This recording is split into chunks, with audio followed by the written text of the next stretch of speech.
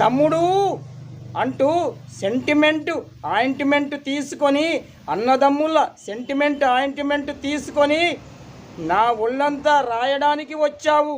అర్థమవుతుందా?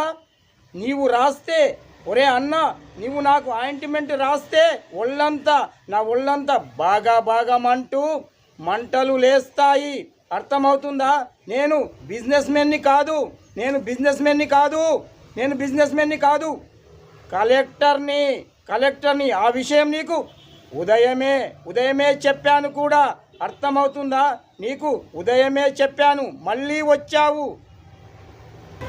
25 ఎకరాల ప్రభుత్వ భూమి నీ పేరు మీద రిజిస్ట్రేషన్ చేయడానికి కుదరదు. అర్థమవుతుందా నీకు? మళ్ళీ 25 లక్షలు లంచం ఇస్తానని నా దగ్గరికే వచ్చావు. అర్థమవుతుందా నీకు? ఇక నీకు రిజిస్ట్రేషన్ చేయడం కుదరదు. నా పెన్నులోని ఇంకు కూడా సంతకం చేయనంటుంది. అర్థమవుతుందా నీకు? నేను చెప్పినట్లు మర్యాదగా వెళ్ళిపో.